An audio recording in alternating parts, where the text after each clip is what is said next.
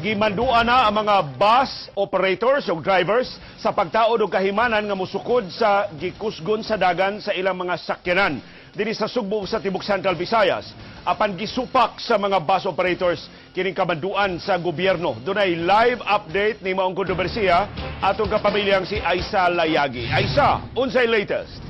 Leo, naghuwat pa karon ang opisina dinhi sa LTFRB sa Rion 7 sa go signal sa main office nila dito sa LTFRB sa Kauluhan kung kanusa hingpit na nga i-require ang atong mga minibuses o mga buses dinhi nga magbutang sa bagong kahimanan, which is ang speedometer hinuon ilang gitataw nga sa dili mapupos ang tuig 2014, hingpit na nilang i-require tanang mga bus operators nga magbutang sa bagong speedometers. This week lang, duha. Sudning si Manaha matod sa pangu sa Sitom Joy Tumulak. Duha ka kaso sa aksidente ilang natala. Ang labing bag-o mawang kamatayon sa first runner-up sa Sinulog Idol 2014 nga si Sheila May nga nadasmagan sa usa ka multicab. Nunot ini matod ni Tumulak, dakog matabang ang pagtaod og speedometer sa mga sakyanan. So hopefully unta mao po ni gamito nato sa mga PUJ og taxi.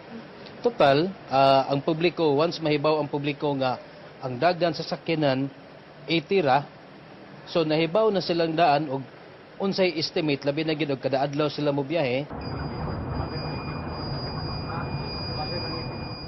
Ang bagong speedometer mo alarma kung mulapas na sa speed limit ang dagan sa sakyanan.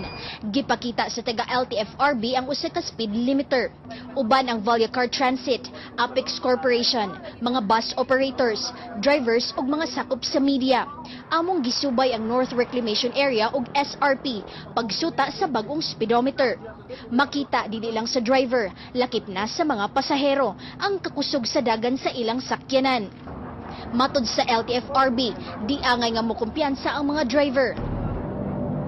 Matag overspeeding, gawas sa kanunay nga alarma nga ilang madungog, recorded sab sa ilang data ang violation sa driver. Daghan mo kang obserbasyon nato nga makita nga usa sa contributory aning mga aksidente, possible kaning mga overspeeding, kaning mga nakainom. So usa ni siya sa measure nga atong gikuan sa opisina nga possible nga makita bitaw ang kanang speed niya sa atong kuan kagadagan, so makakita mismo ang mga pasahero. So mo record na siya sa instances nga na overspeeding. So possible kana nga at least magmatngon na gyud ang mga driver because na monitor na gyud ang ilahasang kuan. Apan alang sa mga bus operators ug drivers, dugang ni sa ilang gastuhan. Dili kita makayon nga masulbad kay ang enforcer dili man sa iyo nga nagtanaw diha. Ang isa kasi makasulbad diha. Kung ang pasahero mo reklamo, niya pagreklamo sa pasahero, may naibaw ang mudakop nga mao na speed niya. Di kay mura man gihapon kana galing karon bitang way speedometer ang among sakyanan. Kuan man gihapon namo, ma-minimize man kay dili man gud highway ang ato diri sa province of Cebu. So dili kayo namo necessary. Pero kung kinahanglanon gyud sa atong panggobyerno, dili oyo na mi wa mi mahimo. Tag 4,000 pesos ang balor sa matag speedometer. Sa pagkakaron, mga bus ug minibus una ang kinahanglang mubutang og speedometer.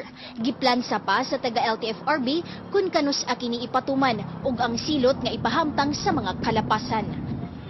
Leo, gipanglantawan nga tungod ining bagong speedometers nga atong ipamutang sa mga minibuses ug sa mga buses, mas daghan pang mga bululyago nato nga mga drivers ang madakpan or mapahamtangan og mga silot or mga violations nila, especially sa pagpadaga nila. Tungod kay karon daghan na kay sa mga disgrasya sa kadalanan ang nag-involve sa kanang pagpakusog or overspeeding, Leo. Ay sawa kay mapasabot kung unsa man ni nga matang sa gadget, computer ba ni, doon na ba siya database, unsa may mo record sa aktual nga gikusgon sa dagan sa mga sakyanan, aron kon of course og pasangilan ang driver nga nag-speeding siya, mo deny siya, dunay makitaan ang mga investigador sa Sitom, LTO o LTFRB kung unsa gyud aktual nga gikusgon sa dagan sa sakyanan. Leo, usa ni siya ka database diin recorded tanan niya nga mga pagpadaga niya sa iyang sakyanan. Ang LTFRB nakig-communicate na sad sa Apex Corporation kan sa maoy mo provide ini nga maong speedometers din. Doon na sad sila'y data nga ilang makita dito sa ilang opisina mismo ang data diin makita nila nga ni alarm or kapila siya nag-overspeeding o sa iyahang rate kung kapaspason sa iyang pagpadagan layo ilhaning gisiguro nga doon na gid sila'y data in times nga dunay mga pasahero nga moreklamo nga doon na nag-alarm na apan wala gyapon sila ni Huno nga tungod kay kusog lang gyapon or nag-overspeeding gyapon sila in a way nga igadto nila sa LTFRB dili gid sila makadinay nga wala sila nagpakusog sa ilang pagpadagan layo. Sa to pa real time ang monitoring ani Aisa, wa na ilay mabuhat ang LTFRB kung magdungan og dagan ang kalibuan ka bases. Mausa nang ilahang gitun-an karon layo kung unsaon nila pag-monitor one by one sa ato ang mga buses ug sa ato mga binibus dinhi sa Subo tungod kay matud pa nila nagsugod pa lang sila gani nag-brainstorming sila kaganina kung unsaon nila pagkita gyud layo sa exact nga data sa matag buses nga ma-record dito sa ilahang database sa ilahang mga speed sa pagpadagan sa ilang mga sakyanan tungod kay matud nila karon i-check matag karon og unya or everyday sa mga records nga ilang makuha sa ilang database palayo. Ang kapait pagyud ini ay sa kon ari ihapak na to mga pasahero kining 4,000 pesos nga balor sa matag gadget nga itaod sa matag bus ug minibus. Daghang salamat kapamilyang Aisa Layagi sa imong live update.